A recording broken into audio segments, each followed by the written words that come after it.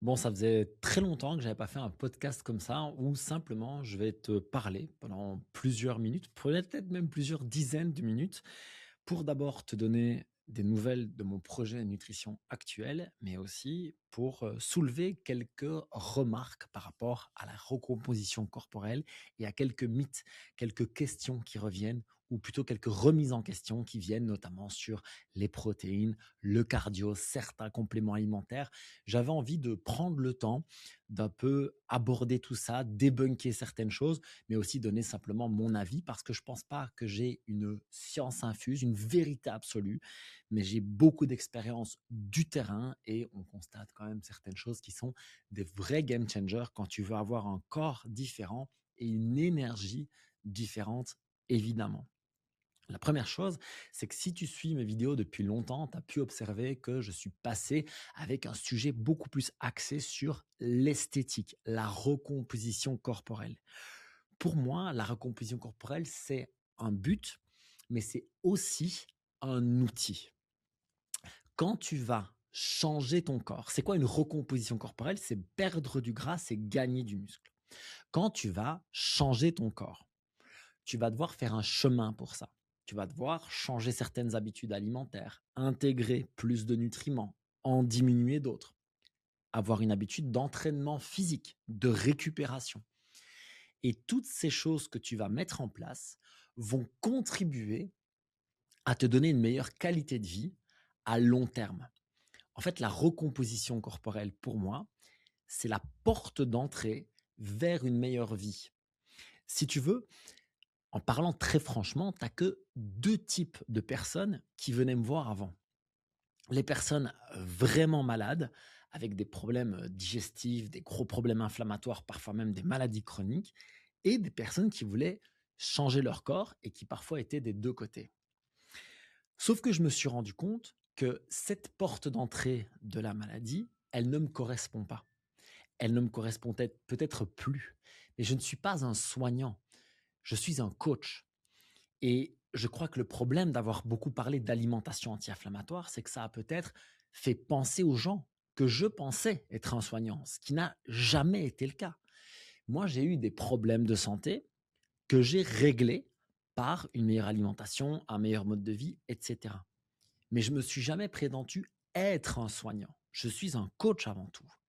Et la recomposition corporelle, c'est quelque chose qui m'anime depuis très longtemps parce que, déjà, moi, j'ai été très, très complexé pendant une énorme partie de ma vie et parce que je vois à quel point, quand on a changé de corps, c'est un bénéfice énorme dans notre vie. Je t'explique juste pourquoi avant de te parler un petit peu de ces mythes, etc. Quand tu changes de corps, ça veut non seulement dire qu'après, tu as un corps plus esthétique, tu te sens mieux, tu gagnes en confiance en toi, etc., pour ce côté esthétique à proprement parler, mais c'est aussi une preuve que tu es capable de faire ce changement. Ici, on est en 2026 et ça fera bientôt 2 ans que je vois mes abdos tout le temps. Alors, un peu plus, un peu moins, parfois très bien, parfois moins bien, mais je les vois tout le temps. C'est la première fois de ma vie que ça dure 2 ans. J'ai déjà fait des régimes, des sèches, des machins, ça durait un temps, je reprenais toujours tout, c'était le bordel. Ça fait donc depuis 2 ans maintenant, bientôt, que je vois mes abdos. Qu'est-ce que ça signifie chez moi? Ça veut dire que j'ai compris ce qui marchait pour moi, mais surtout que je me suis prouvé que j'étais capable de le faire, que j'étais capable de faire certains investissements, certains sacrifices, certaines difficultés, et surtout que j'étais capable de les tenir. Parce que si tu as déjà fait un régime, quel qu'il soit, et qu'il n'a pas fonctionné long terme, tu sais ce que c'est cette sensation d'avoir des résultats et de les perdre. Pourquoi? La plupart du temps, parce que la manière dont tu as obtenu ces résultats n'est pas une manière de vivre tenable pour toi. Je le sais, je l'ai fait plein de fois. Et donc la recomposition corporelle va être la porte d'entrée vers un nouveau mode de vie et vers aussi une, une forme de preuve personnelle de notre capacité à affronter des difficultés, à tenir face à ça, et donc à être aussi fier de soi et plus confiant aussi en dehors que juste avec son corps.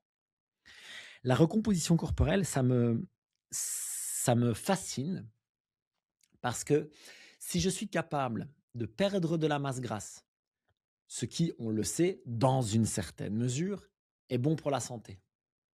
Si je suis capable d'avoir plus de masse musculaire, plus de force, plus de muscles utiles, ce qui, on le sait, pas dans une certaine mesure, est complètement bon pour la santé.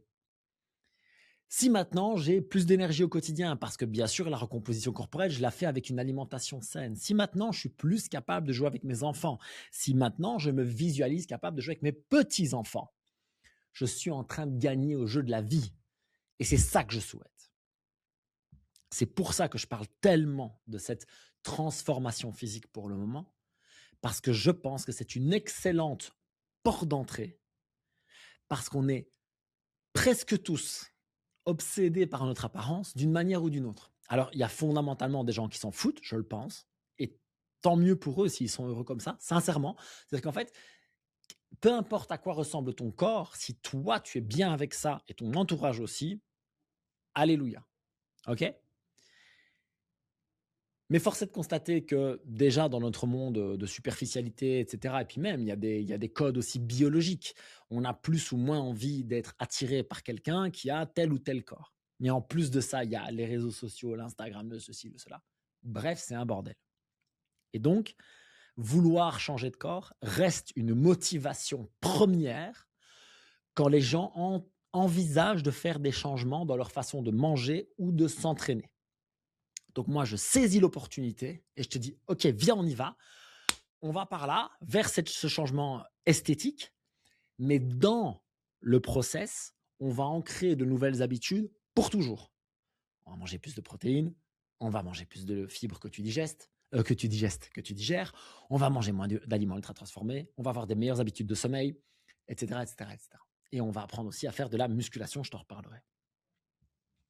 Ça, c'est le pourquoi la recomposition corporelle m'anime tellement en 2026. Je me suis noté quelques points, par contre, qui me semblaient très importants d'aborder et de prendre le temps d'aborder, parce qu'il y a encore beaucoup de mythes là-dessus, beaucoup de fausses croyances, beaucoup de, tu sais, mythes populaires, quoi. Et la première chose, c'est que, bah, en fait, pour changer de corps, on n'a pas vraiment besoin de faire du cardio. Ça, c'est un truc qui revient tout le temps. C'est que bah, pour perdre du poids, il faut courir. Pour perdre du poids, il faut aller longtemps courir ou passer des heures sur un vélo, etc. Et c'est faux, en fait. C'est faux. Pour changer de corps, c'est faux. Le cardio a d'autres intérêts. D'ailleurs, dans mon programme de recomposition corporelle Full Body Reset, je te donne la formule. C'est musculation 3 fois par semaine, je vais t'en parler. Musculation adaptée, je vais t'en parler. Et cardio 1 fois par semaine. Linéaire. Mais attention, quand je dis cardio, c'est tu peux aller marcher d'un bon pas, tu peux aller nager, tu peux aller pédaler, tu peux ce que tu veux. Ce que je veux juste, c'est que tu fasses un effort linéaire par semaine. Pourquoi? Parce que cet effort cardio, il a beaucoup plus un intérêt, d'abord mental, pour une diminution de l'anxiété, pour une forme d'apaisement. Et de l'autre côté, on sait que ce travail à basse intensité, plutôt soutenu, donc longtemps, 30 minutes, 40 minutes, etc., on sait que c'est aussi, ça diminue l'inflammation. Et c'est qu'une théorie, je m'en fous, mais je pense que c'est aussi un anxiété plus inflammation. Il y a un côté, tu vois, on apaise le corps et l'esprit en même temps. Voilà. Et donc, cardio, oui. Nécessaire pour perdre du poids? Pas du tout. Nécessaire pour avoir plus de muscles? Certainement pas. Donc l'idée, c'est que ce cardio, en plus, si tu penses qu'aller courir, c'est vraiment le choix de l'année, ben, si tu as 10-15 kilos de trop que tu n'as jamais couru, bon courage. Pire encore, si tu courais il y a 15 ans, quand tu étais footballeur ou je ne sais pas trop quoi, et que maintenant tu as pris 15 kilos et que tu as arrêté de courir pendant 15 ans, tu vas retourner courir en pensant que tu es toujours comme avant et tu vas te flinguer. Tu vas te faire mal aux genoux, tu vas créer des traumas au niveau des chevilles, des tendons d'Achille, ça va être difficile, ça va être aussi un petit peu écœurant, tu vois, au niveau mental. On ne veut pas aller par là. Je suis pour le cardio, mais il n'y a aucune forme de nécessité de faire du cardio pour changer de corps. Par contre, la musculation, ça oui. Parce que si maintenant tu fais la bonne vieille méthode régime plus cardio, quel va être l'état de ton corps après? Eh bien, tu auras une meilleure condition physique, tu vas probablement perdre du poids parce que tu auras fait donc une forme de régime, mais tu vas aussi très certainement perdre pas mal de muscles. Alors, C'est pas une certitude à 100%, mais en tout cas, tu n'en feras pas beaucoup. En faisant du cardio linéaire, tu ne vas pas gagner beaucoup de muscles. Sauf que l'on sait que ce muscle, il a plein d'intérêts, non seulement dans ton changement esthétique, mais aussi dans ta santé long terme. Donc la musculation n'est pas une option. Alors, on a un problème avec le terme musculation, parce que quand on pense musculation, évidemment, et moi je suis le premier à penser ça, muscu égale salle de bodybuilding, miroir, cinglé, curl biceps, machin. J'adore faire des curl biceps, hein. Je parle juste du cliché, du stéréotype. Mais la vérité, c'est que la musculation, c'est pas ça. En fait, musculation, c'est pas bodybuilding, ok? La musculation, c'est se muscler. Finalement, on pourrait dire que c'est l'action de se muscler. Et ça, faire du renforcement musculaire progressivement, donc avec une surcharge progressive, donc de plus en plus difficile à ton niveau, à toi, c'est la solution pour créer du muscle. Et créer du muscle, ça fait deux choses principales. Alors ça en fait d'autres, mais on va dire les deux choses principales. La première chose, c'est que créer du muscle, ça te donne un plus joli corps. Parce que si tu n'as pas de muscle, bah, tu as beau être mince, tu peux être un peu ce qu'on appelle skinny fat, tu sais, donc ça veut dire pas de muscle dans les bras, pas de muscle sur les épaules, pas de muscle dans les cuisses, pas de muscle dans les fesses, et juste, voilà, juste être mince et un peu gras du bide, etc. Je trouve qu'esthétiquement, c'est pas dingue. Mais la deuxième chose, c'est que ce muscle va avoir un rôle protecteur pour la fin de ta vie. Parce qu'en fait, inévitablement, tu vas perdre du muscle avec l'âge à partir d'un moment. Alors, tout le monde n'est pas très d'accord, mais on va dire que le gros changement a l'air d'être à la fin de ta soixantaine, vers 70, 70 ans. À ce moment-là, tu vas commencer à perdre du muscle inexorablement, un peu genre, alors sauf s'il y a des médications qui arrivent, on n'en est pas là. Donc, l'idée, c'est de dire que si je pars avec 4 sur 10 et que je perds très vite, VS, je pars avec 9 sur 10 et en plus, je perds moins vite parce que je m'entraîne, eh bien forcément, 10 ans plus tard, je ne suis pas du tout la même personne que la personne, homme ou femme, frêle, qui n'a pas de muscle et qui ne l'entretient pas. Et ça, c'est un game changer pour la fin de ta vie. Ça veut dire que tu peux jouer avec tes petits-enfants, ça veut dire que tu n'as pas besoin de quelqu'un t'accompagne pour aller aux toilettes, ça veut dire que tu peux être indépendant et avoir une qualité de vie en fin de vie, ce qui est quand même exceptionnel de nos jours. Donc, le muscle, game changer absolu. Donc, on doit faire de la musculation. Alors, tu l'appelles resistance training comme en anglais, tu l'appelles renforcement musculaire, tu l'appelles musculation, tu l'appelles ce que tu veux. Mais l'idée, ça va être de soumettre tes muscles à un stresseur, donc de les entraîner et de petit à petit les entraîner de plus en plus. Alors, il n'y a pas besoin du tout de faire 2 heures de muscu par jour pendant 6 fois par semaine. L'idée, c'est de dire, au fur et à mesure des semaines, des mois, des années, je veux faire plus de reps avec le même exercice, la même charge, ou je veux prendre plus de charge. Donc, par exemple, faire des pompages sur les genoux et puis des pompages sur les pieds, bah, c'est prendre plus de charge. Tout comme à l'inverse, me coucher sur le dos et développer coucher 30 kilos ou 40 ou 50 ou 60, bah, c'est prendre plus de charge. Donc, je t'ai parlé des reps, je t'ai parlé des charges, et puis il y a le volume total. Donc, au lieu de faire 3 fois 10 pompes, maintenant, je fais 4 fois 10 pompes, etc., etc. Donc, les reps, les séries, les charges. Petit à petit, on démarre tous quelque part. Et ça, c'est le gros point à propos de la musculation qui est capital à comprendre, c'est que c'est beaucoup plus simple que ce que tu ne penses. J'ai pas dit facile, j'ai dit plus simple. En fait, tu vas à la salle ou tu le fais chez toi, déjà, il n'y a aucun problème. Parce que si tu es vraiment débutant, bah, tu fais des squats, des lunges, même pas des squats, c'est encore trop technique. Tu fais juste des lunges, tu fais des pompes sur ta table pour commencer, et puis sur ta chaise, et puis à genoux, et puis sur les pieds. Et tu construis, en fait. Simplement, tu construis. La clé, c'est la régularité. C'est-à-dire qu'en fait, au lieu de te buter pendant 3 semaines en te disant je suis le roi du monde, je vais faire 4 à 5 séances par semaine parce qu'à partir de maintenant, je suis un athlète de haut niveau. Alors, si tu le fais, très bien, mais alors fais-le pendant des années. C'est de se dire qu'est-ce que je peux réalistement tenir dans le temps.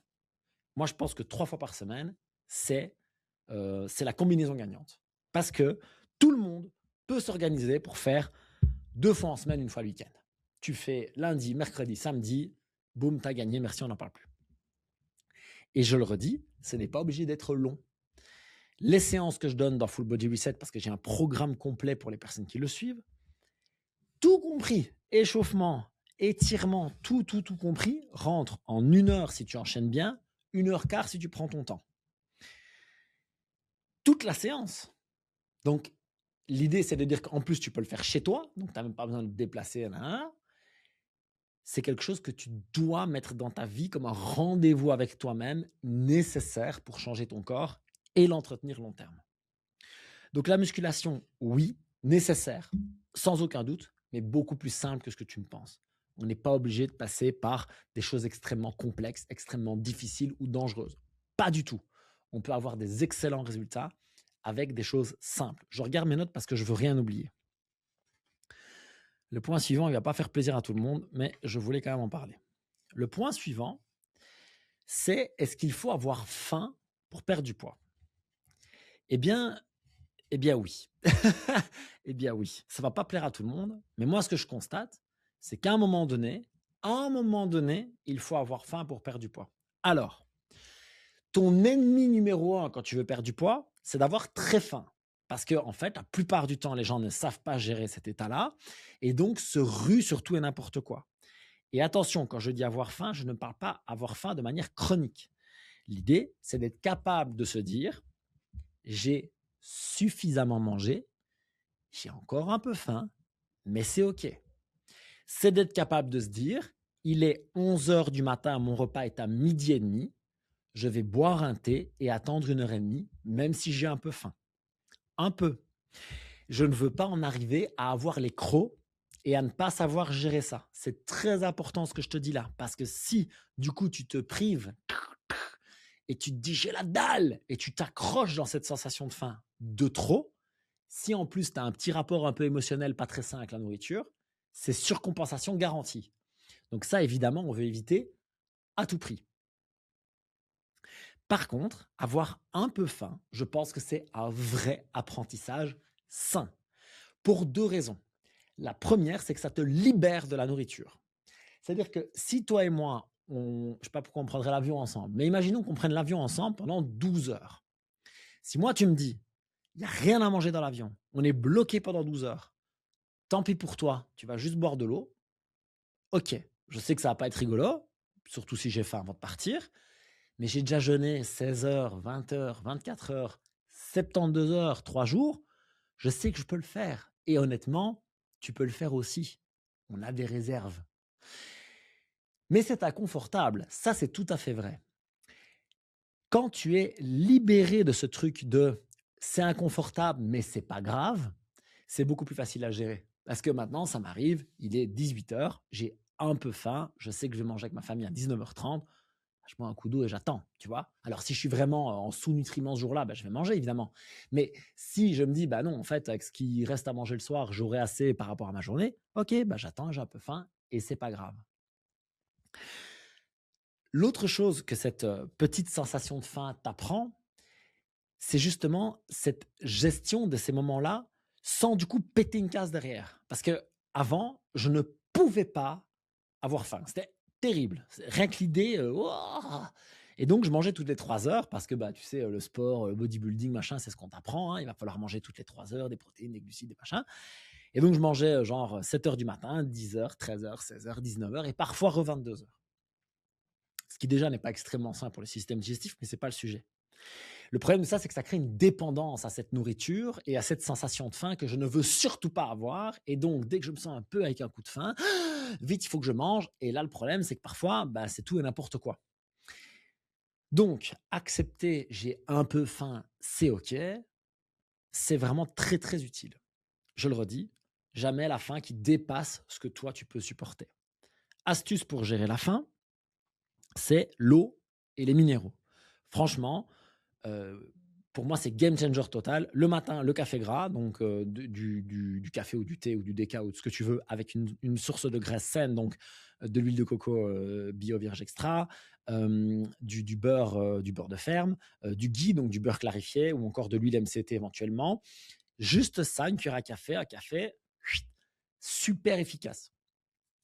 À côté de ça, et j'ai beaucoup utilisé ça quand j'ai jeûné un peu plus, mais maintenant je le fais encore régulièrement, je me dis, OK, est-ce que j'ai vraiment faim? J'ai mangé il y a 2 heures.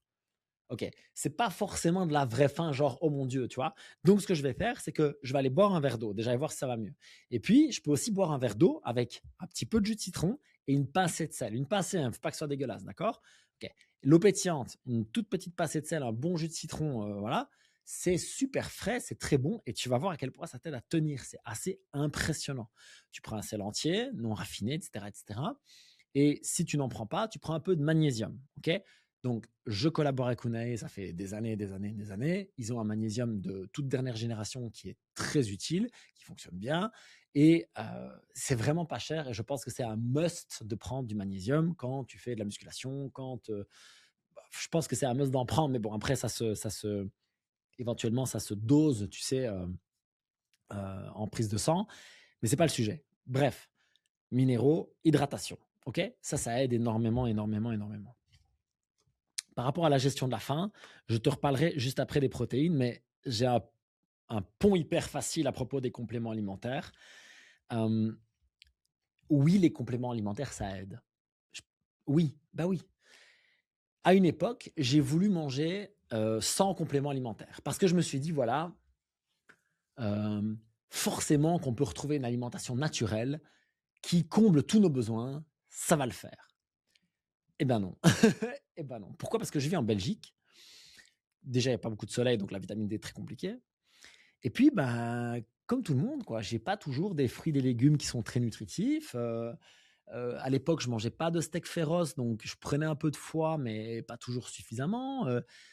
Donc l'idée, c'est que de ce que je lis et surtout de ce que je constate autour de moi, c'est très compliqué d'avoir tous les micronutriments dont on a besoin hors compléments alimentaires. Et donc, oui, les compléments alimentaires, ça aide. Ça aide parce que, ben, si tu prends pas de magnésium, par exemple, et que tu en prends et que tu en manquais, la différence avant-après est dingue. On a des gens qui dorment 2 fois mieux, on a des gens qui récupèrent 2 fois mieux, des gens qui sont moins stressés, qui sont meilleurs à l'entraînement parce qu'ils ont mieux récupéré. C'est énorme et pour des budgets qui sont très raisonnables. Ici, tu vois, moi, j'ai noté, 3-4 qui me semblent vraiment, voilà, game changer dans une recomposition corporelle. Bah, c'est des budgets ultra raisonnables, tu vois? Sans même tomber dans des trucs, tu sais, Brian Johnson, je vais, vivre 4 millions d'années, parce que je prends 37 pilules. Oui, je pense qu'il y a des compléments alimentaires qui sont des game changers, mais il y a aussi du 20-80, tu vois? Les 20 qui vont t'apporter plus de 80 de résultats. Sachant que de toute façon, le vrai 20-80, c'est pas les compléments alimentaires, c'est ta nutrition, OK? C'est la qualité de ce que tu vas manger, de ton sommeil, de ton sport et cetera. Mais les compléments alimentaires, oui, ça aide. Alors qu'est-ce qui aide? Bah, la vitamine D parce que plein de gens en manquent et qu'en fait, juste combler ce manque est un game changer, notamment au niveau de l'énergie et de l'humeur.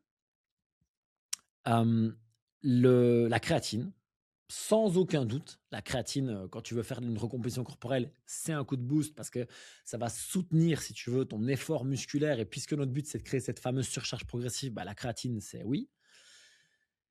Les protéines en poudre, je vais en reparler dans une seconde et le magnésium, indiscutablement, je viens de te le dire. Les oméga 3, oui, non.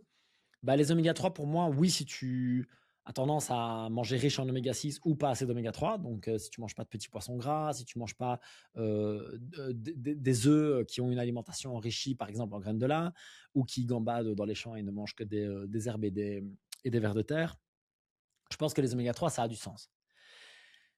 Hem Les compléments alimentaires dont je te parle, donc là, je suis sur, un truc de podcast, tu vois? Donc, ce sera dans la version audio, mais ce sera aussi sur YouTube et sur YouTube, je vais te mettre des liens en dessous vers, bah, ce que moi j'utilise en vrai, ce que je recommande et cetera.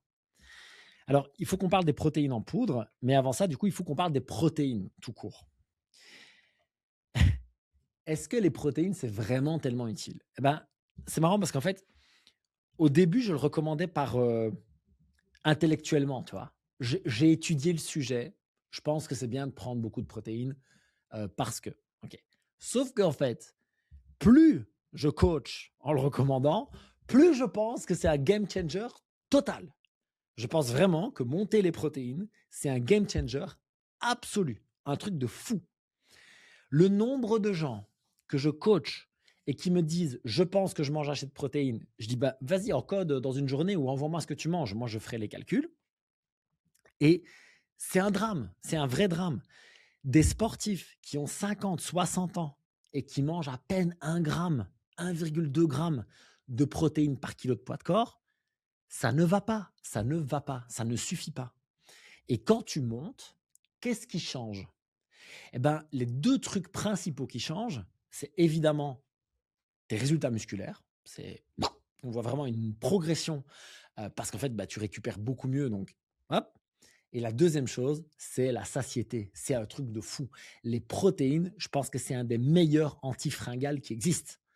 C'est dingue en fait. Manger 2 grammes de protéines par kilo de poids de corps désiré, je vais t'expliquer la formule juste après, par jour, c'est un des meilleurs trucs que tu puisses faire antifringal. Donc si tu as tendance à snacker ceci, à avoir hyper faim, machin, protéines, vraiment, game changer.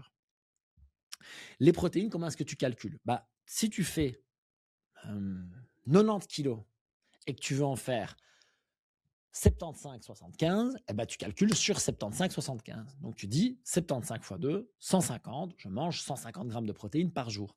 Comment est-ce que je mange 150 grammes de protéines par jour? Honnêtement, on s'en fout un peu. C'est-à-dire que, est-ce que tu le manges en 2 fois, en 4 fois, en machin? C'est trop du gain à la marge pour quelqu'un comme toi et moi. Il n'y a pas de différence majeure. Je le vois ni dans les études, ni sur le terrain. Je pense qu'il n'y a pas de différence majeure. Donc, ce qu'on va faire, c'est que tu vas manger ces protéines 2 fois par jour, 4 fois par jour, 3 fois par jour, comme tu préfères, mais tu les répartis dans ce qui te permet à toi d'atteindre ce total. Donc, il y a des gens qui préfèrent en avoir la même chose à chaque repas et des gens qui préfèrent en manger moins la journée, plus le soir. Dans un premier temps, fais ce qui marche pour toi. D'accord? Où est-ce qu'on les trouve? Poisson, viande, œufs, éventuellement protéines en poudre. Un maximum, poisson, viande, œuf, poisson, viande, œuf. Pourquoi les protéines en poudre? Pour 2 raisons. La première, c'est la praticité qui est incroyable. C'est-à-dire que je vais, voilà, exemple typique du client qui va s'entraîner. J'ai beaucoup de, tu vois, de coaching personnel avec des gens qui sont très occupés. Chefs d'entreprise ceci, cadres cela, machin. Voilà, ça leur prend du temps. Bon, ils ont des gosses et tout. Tant de midi, ils vont s'entraîner. Ils disent, voilà, j'ai 1 heure et demie et il faut que j'aille m'entraîner, que je revienne et que j'ai mangé.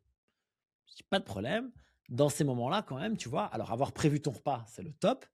Mais le petit chèque de protéines post-entraînement qui va te servir à la fois de repas parce que tu vas mettre des bons trucs dedans, c'est quand même un dépannage de folie, tu vois. Gain de temps de fou. Tu te barres avec ta poudre, limite, ou encore tu la shakes le matin avec un fruit, ceci. Super pratique.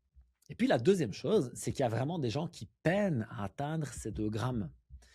Euh, pour ma part, j'ai aucun problème à ça. J'ai pris des protéines en poudre pendant des années, j'ai arrêté d'en prendre pendant des années, j'en ai repris et là, je n'en prends de nouveau plus. Et j'ai l'impression que mon système digestif est plus heureux sans les protéines. Je vais mettre le bracelet qu'on a fait en Thaïlande avec mon fils parce que à chaque fois, il me donne de la joie et donc je le mets. Pour faciliter le fait d'avoir ces 2 grammes, chez certaines personnes, les poudres aident beaucoup parce qu'elles sont liquides, parce qu'elles sont digestes, parce qu'elles sont pratiques, je le disais, et que voilà, si tu arrives fin de journée et tu te dis, bah, je devais prendre 150 grammes de protéines, je suis à 120, j'ai plus faim, il est 21 heures, j'ai pas du tout envie de manger, hop, le shake, il passe quand même beaucoup mieux. Pareil, je te mettrai un lien vers celle que moi je recommande, ou en tout cas, voilà, c'est celle que je vends dans mes salles. Écoute, c'est quoi transparence? C'est celle que je vends dans mes salles. C'est le plus simple pour te dire que c'est celle que je recommande. Certains des liens que je te mets en dessous de mes vidéos, etc., c'est ce qu'on appelle des liens affiliés. Ça veut dire quoi un lien affilié? Ça veut dire que soit directement, on va avoir une commission sur ton achat, sauf que toi, la plupart du temps, tu vas payer moins cher parce que, en fait, moi, quand j'ai une marque avec qui je collabore comme ça, je négocie toujours qu'il y ait une réduction pour ma clientèle, mon audience, mon following, comme tu veux. D'accord? Donc, en fait, que leurs clients bénéficient d'un pourcentage parce qu'ils me suivent et que moi, j'ai peut-être une commission ou pas. Ok? Donc, il y a le système de commission. D'autres marques avec qui je collabore, il n'y a pas de système de commission, mais ça leur permet de traquer si euh, la promotion que je fais de leur marque fonctionne ou pas. D'accord? Et donc, est-ce qu'on collabore long terme, etc., etc. C'est comme ça que ça marche, un lien d'affiliation. Et donc, il y en a certains qui le sont, évidemment. Excuse-moi, d'autres pas. Voilà, à toi de voir. De toute façon, toi, tu payes soit le même prix, soit moins cher. Et en fait, ce que tu fais, c'est simplement que tu soutiens mes vidéos, ça soutient mon travail, ça me permet de payer mon équipe, de développer, de faire plus de vidéos gratuites, etc., etc. Donc, bref, c'était la parenthèse sur les liens d'affiliation. D'ailleurs, dis-moi en commentaire si tu veux que je te parle des produits. Ça, c'est une idée que j'ai eue de vidéo, mais je la ferai que en podcast, je la ferai pas en vidéo, machin, YouTube. C'est, je voudrais bien un jour expliquer, tu vois, les partenariats que j'ai et ce que j'utilise vraiment au quotidien et si je payais ou si je payais pas, tu vois, qu'est-ce que j'utiliserais, machin. Je pense que, voilà, si ça t'intéresse, tu me le dis en commentaire et je ferai cette vidéo-là. Donc, j'en reviens à ces fameuses protéines et ces protéines en poudre. 2 grammes par kilo de poids de corps désiré par jour. C'est ton goal tous les jours. OK? Tous les jours. Alors, il y a un jour, tu es un peu plus haut, un jour, tu es un peu plus bas. On s'en moque, mais ta moyenne, elle est là, tous les jours. Game changer absolu. Oui, les protéines, c'est un game changer. Je vois un truc qui me marque beaucoup. C'est des gens qui ont des blocages systémiques dans leur perte de poids. C'est-à-dire que ce sont des gens en fait qui perdent du poids, puis qui stagnent ou qui reprennent. Des gens qui perdent du poids, qui reprennent. C'est des gens qui ne savent pas le faire long terme. Et j'ai vraiment pu identifier 2 blocages chez ces personnes-là. Alors il y en a d'autres, hein, mais 2 gros blocages qui sont à mon avis très sous-estimés, qui sont d'abord le fait de ne pas vouloir renoncer. Donc ce sont des gens qui en fait ne veulent pas renoncer à quoi? Bah, peut-être à une identité. Je suis quelqu'un de gourmand, je suis quelqu'un de festif, je suis quelqu'un avec qui on peut boire un verre et rigoler, et cetera, et cetera. Ça, ce sont des choses qui sont très difficiles à renoncer parce que ça engage d'une part un changement d'identité, mais aussi un changement de contrat social. Parce que maintenant, quand je suis plus le pote avec qui, tu vas picoler, 2 fois par semaine, qui est-ce que je suis pour toi? Ou qui es-tu pour moi? Si je suis avec une compagne, un compagnon, qui n'a pas du tout la même vie, qui mange, mal, tu vois? Qui mange trop, qui mange junk food, qui boit de l'alcool, peut-être moi pas, et cetera, qui veut continuer à prendre des desserts alors que moi pas, qui veut pas faire de sport alors que moi bien, et cetera, bah, ça peut changer aussi un couple, tu vois? Et donc toutes ces renonciations, c'est comme ça qu'on dit? Renoncement? Bah, tu me diras. Eh bien, ça peut faire extrêmement peur. C'est ce que j'appelle, moi, le coût du changement. Il y a un coût à changer. Il y a un coût énergétique, il y a un coût social, il y a un coût psychologique, il y a toujours un coût au changement. Et finalement, ce blocage en question de renoncer aussi peut-être à des plaisirs hédonistes, tu sais, le plaisir de là maintenant vs le résultat que je veux à long terme, eh bien, finalement, il va avec le deuxième blocage qui est celui de l'identité ou plutôt de la vision que l'on a de soi. Donc ça, c'était moi avant. Moi, j'ai été gras dès l'enfance. Mais vraiment, hein, j'ai le souvenir au basket, enfant, je jouais encore sur ce qu'on appelle les petits panneaux. Ça veut dire que c'est les panneaux qui sont plus bas pour les enfants. J'étais vraiment petit. D'être ultra complexé quand on devait se mettre torse nu pour faire, tu sais, vous êtes l'équipe en t-shirt et nous, on est l'équipe en torse nu et on fait un match. J'étais, mais honteux, quoi. Tu vois? Et j'avais même des copains qui se moquaient de moi parce qu'on a enfin bon bref, je te passe les détails. Et ça, c'est depuis mais vraiment l'enfance, quoi.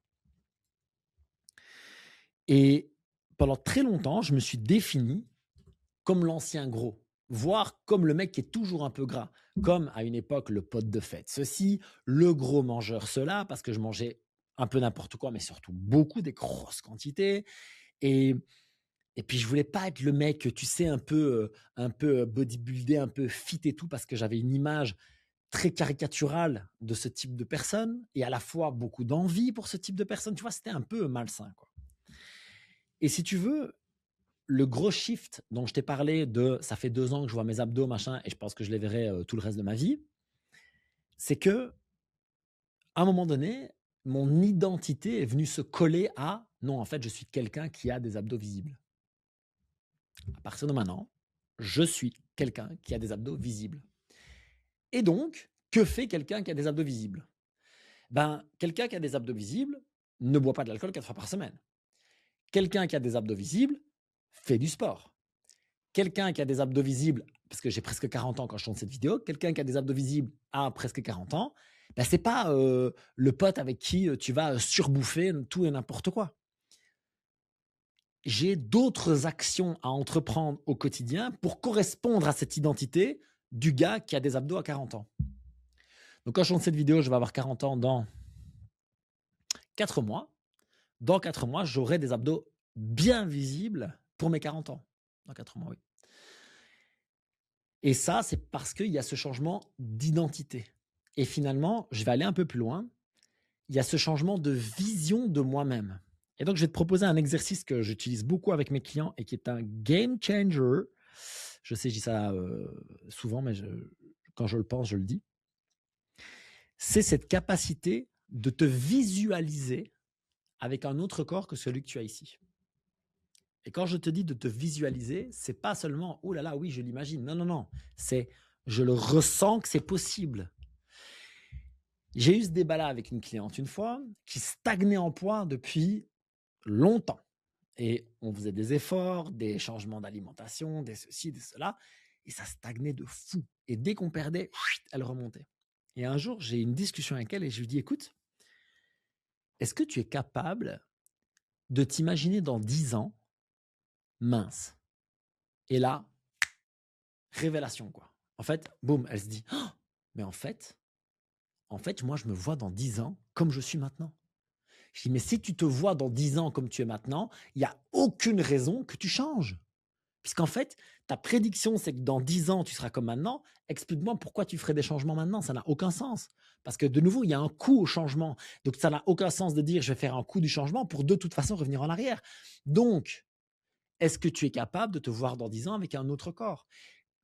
Moi, je ne peux pas maintenant m'imaginer autrement dans 10 ans qu'avec un corps athlétique. Je ne me vois pas autrement qu'avec un corps athlétique. Ça fait partie maintenant de ma vision de moi-même pour toujours, mais à 10 ans, c'est certain. Mais ce n'était pas le cas avant. Quand j'étais plus jeune, quand je me voyais à 10 ans, je me voyais toujours avec du gras sur le ventre. Je me voyais toujours un peu complexé, un peu machin, tu vois? Je n'étais pas capable de m'imaginer autrement. Et donc l'exercice à faire, c'est le sujet que j'ai eu avec Slim, si tu as suivi mon podcast, si tu le suis, etc. Slim, il s'est spécialisé dans ce travail de la visualisation et de la transformation par la visualisation. Okay, donc, il a mis en place d'ailleurs une application pour ça que j'ai utilisée pendant des semaines qui est vraiment très stylée. Je te parlais de lien d'affiliation, il y en aura un dans la description, qui te permettra de payer moins cher et moins d'avoir, en l'occurrence, je crois que c'est une commission, enfin peu importe.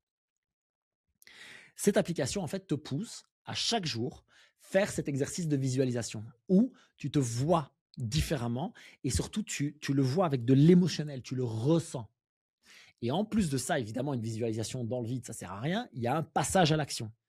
Je me vois tel, quelle est l'action que je vais entreprendre aujourd'hui pour aller dans ce sens de visualisation? Par exemple, aujourd'hui, je mange 2 grammes de protéines par kilo de poids de corps. OK, simple. OK. Aujourd'hui, je vais à l'entraînement faire de la musculation de 45 minutes. OK. Une action, focus, simple à faire avec régularité. Ce changement d'identité, c'est le truc sous-estimé de folie pour changer de corps. Et honnêtement, pour changer de tout. Pour changer de couple, pour changer de situation financière, pour changer de job, pour changer de tout. C'est est-ce que tu es capable de te voir autrement et d'y attacher une émotion extrêmement forte? Quand je me vois avec mon fils dans 10 ans qui me dit: «Papa, je sais pas, il va être sportif», par exemple, tu vois? Il va me dire: «Ouais, j'ai envie qu'on fasse un match de basket ensemble, j'ai envie qu'on aille courir, j'ai envie que ceci». Moi, je suis, dans 10 ans, capable d'aller faire du sport avec mon fils. Coûte que coûte. C'est même pas une discussion, en fait. C'est-à-dire que s'il faut que je m'entraîne 2 fois plus, que je mange 2 fois mieux, que je sais pas quoi, j'irai faire du sport avec mon fils quand j'aurai 50 balais. Tu vois ce que je veux dire? Bon, il me mettra la race évidemment, mais tu as compris l'idée.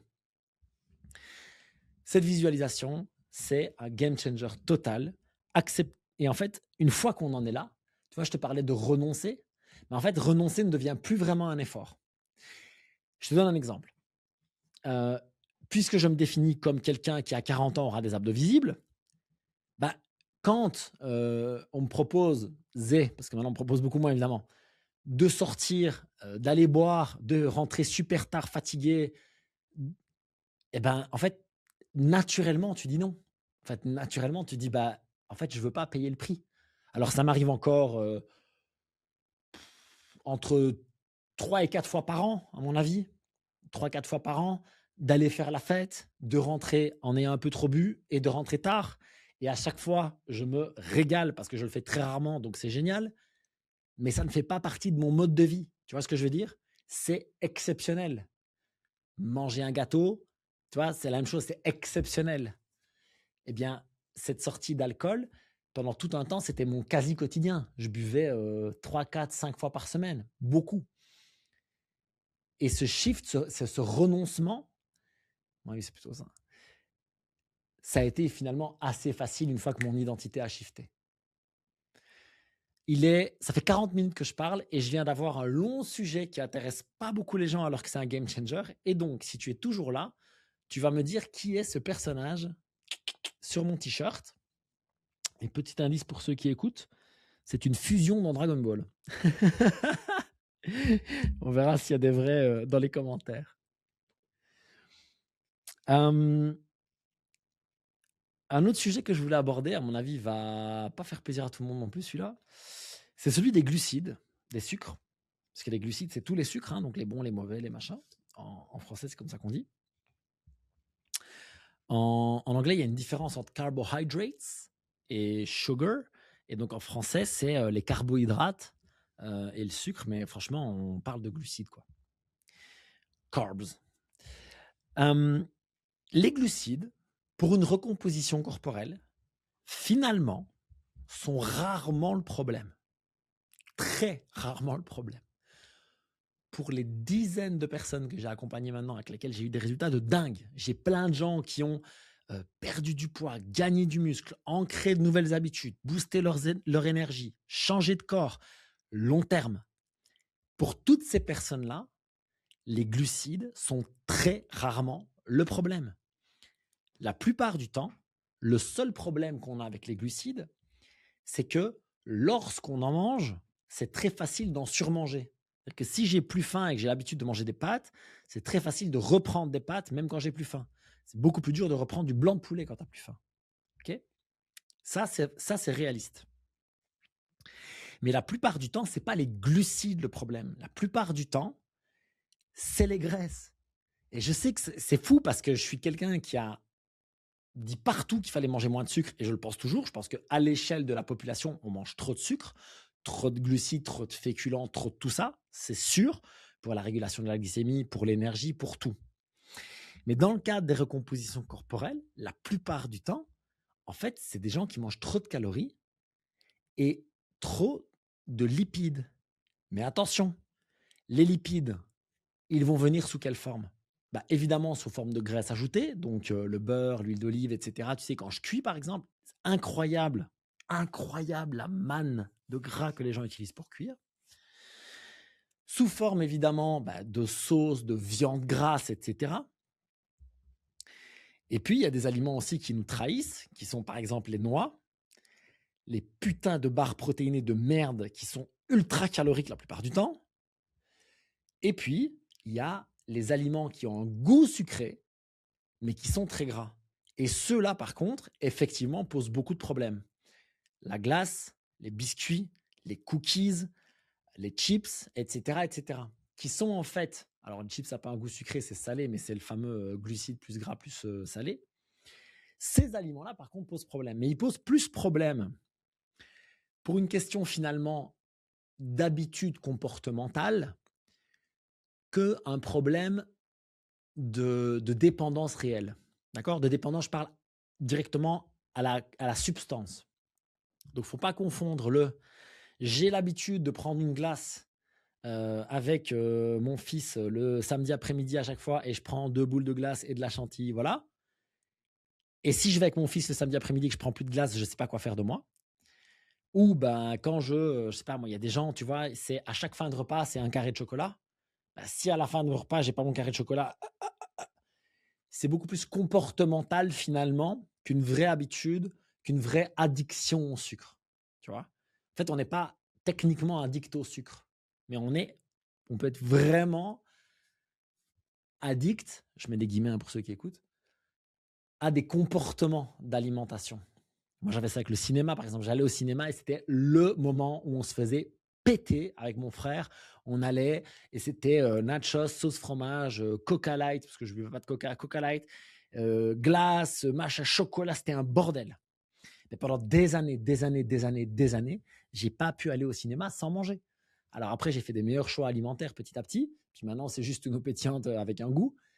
Mais j'ai vraiment ce truc de cinéma égale manger. Tu vois, c'est comportemental beaucoup plus que, en fait, finalement, vraiment, j'ai envie spécifiquement du nachos avec le fromage, quoi, tu vois. Les glucides, finalement, euh, dans une mesure, sont même plutôt utiles dans une recomposition corporelle pour deux raisons. La première, c'est que quand ils sont placés intelligemment autour de l'entraînement, ils vont te donner de l'énergie et ils vont être beaucoup plus utilisés par tes muscles, que ce soit directement pendant l'effort ou pour recharger ce qu'on appelle ton glycogène musculaire, donc tes réserves de sucre dans les muscles. Donc déjà là, ils ont un intérêt réel par rapport à la performance sportive finalement. D'accord? Puisqu'on sait qu'on veut faire du muscle, ça veut dire qu'on doit être bon à l'entraînement, à ton niveau à toi. Mais à ton niveau à toi, tu dois progresser. Eh bien, les glucides vont être utiles pour ça. Et la deuxième chose, c'est que finalement, on observe parfois, avec des doses mesurées, j'insiste lourdement, plus de satiété pour moins de calories. Alors, l'exemple bateau que je vais prendre, c'est vraiment, voilà, je vais te le calculer de tête, d'accord? Tu prends une grosse cuillère à soupe d'huile d'olive. Une grosse cuillère à soupe, c'est 15 grammes d'huile d'olive. 15 grammes d'huile d'olive, c'est 135 calories. Euh, 135 calories en glucides, ça fait 67. Ça fait un peu plus de soi. Non, c'est n'importe quoi ce que je dis. 137, ça fait 34, 35. Ça fait 34, 35 grammes de glucides. D'accord? 35 grammes de 30, allez, on va dire 30 grammes de glucides, c'est 150 grammes de pommes de terre. OK? 150 grammes de pommes de terre, un peu plus même. 150 grammes de pommes de terre dans une assiette, tu les pelles, tu les cuis à la vapeur, tu les laisses refroidir, tu as de la maison résistant. En plus, l'index glycémique est modéré. 150 grammes de pommes de terre dans une assiette, ça va te créer beaucoup plus de satiété qu'une cuillère d'huile d'olive en plus. Tu vois? Attention, ça c'est à condition 1 de manger des fibres, des lipides, des protéines dans ton alimentation et d'en avoir assez. Parce que si tu as pas assez de fibres, pas assez de lipides, pas assez de protéines, et souvent d'ailleurs pas assez de protéines, tu vas surcompenser en mangeant beaucoup de gras, beaucoup de glucides, etc. parce que tu as faim. Okay, donc, ce n'est pas le même débat. J'explique juste que quand je coach des recompositions corporelles, je mesure toujours les glucides parce qu'ils vont donner faim, parce qu'ils peuvent te donner de la fatigue, parce qu'ils peuvent créer une forme de compulsion alimentaire. Mais c'est très rare que ce soit parce que je mange trop de pommes de terre que je grossis. La plupart du temps, c'est parce que mes pommes de terre, en fait, ce sont des frites qui sont cuites dans l'huile. Ou parce que avec mes pâtes, il y a de la sauce bolognaise et une demi-tonne de fromage. Tu vois, c'est rare que les gens prennent vraiment du poids parce qu'ils mangent genre trop de fruits ou je sais pas, de la confiture ou du pain blanc tout seul sans rien, tu vois. C'est quand même très très rare. La plupart du temps, c'est une forme de déséquilibre dans leur alimentation dont les glucides font partie. Dans ce cas-là, moi, ce que je propose clairement, c'est l'acronyme FLP, fibres, lipides, protéines, parce que ça, c'est ce qui va créer ta satiété et ce qui va te donner une énergie beaucoup plus diffuse que celle des glucides. Mais il y a le petit G entre parenthèses là, et je pense que la plupart du temps, c'est tout à fait OK de mettre des glucides dans son repas sous forme de légumes, sous forme de tubercules, sous forme de fruits, en priorité, évidemment. Et pourquoi pas, pour ceux qui les passent bien, un petit peu de pommes de terre, de patates douces, un peu de riz blanc. J'ai tendance plutôt à éviter les céréales à gluten, c'est sûr. Ça a l'air de bien marcher pour la plupart des gens. Certains de mes clients prennent un peu de pain au levain et ça a l'air de fonctionner pour eux. Je fais toujours très attention à la réaction inflammatoire derrière. Mais l'idée reste que c'est rare que ce soit les glucides le problème. C'est assez rare dans les cas que je coach. Donc, qu'est-ce que tu voudrais, par exemple, comme formule? C'est te dire, pour 1 gramme de protéines, j'ai 1 gramme de glucides, pas plus. OK? Max. Ça peut être un peu moins, mais quand tu vas faire du sport, par exemple, 1 gramme de protéines, 1 gramme de glucides. C'est quelque chose que j'ai vu qui fonctionnait assez bien pour avoir une satiété modérée, pour avoir de l'énergie à l'entraînement, et cetera, et cetera. Oui, bien sûr, il y a des régimes plus low carb. Oui, bien sûr, on pourrait faire du cétogène. Il y a plein de choses qui existent. Mais honnêtement, regarde déjà au niveau de est-ce que tu as assez de protéines et n'as-tu pas trop de lipides? Parce que c'est quand même beaucoup plus facile de passer de l'énorme cuillère à soupe d'huile d'olive à une petite cuillère à café, par exemple, qui va quand même donner du goût sur mes légumes, sur ma viande, sur ceci, sur cela, plutôt que de charger comme un veau. Ça va être plus facile de diminuer ça et de rester modéré avec les fruits, les tubercules, les légumes, etc. Alors, je sais que si tu es toujours là à ce moment de la vidéo, c'est que tu fais partie des gens qui sont vraiment motivés pour changer. Si c'est ton cas, j'accompagne quelques personnes en coaching pour leur recomposition corporelle. Tu peux postuler pour recevoir un appel direct avec moi via le lien qui est dans la description. Tu verras qu'il faut répondre d'abord à pas mal de questions. C'est normal, je ne cherche que des personnes qui sont prêtes à vraiment s'impliquer dans leur transformation et surtout pour de bon. Maintenant que je t'ai dit tout ça, tu peux voir donc si tu es un bon candidat en cliquant juste là. Et puis si tu galères un peu pour avoir assez de protéines au quotidien, je t'ai fait une vidéo pour te donner plein d'astuces pour y arriver plus facilement. Elle est juste là sur l'écran. Peace.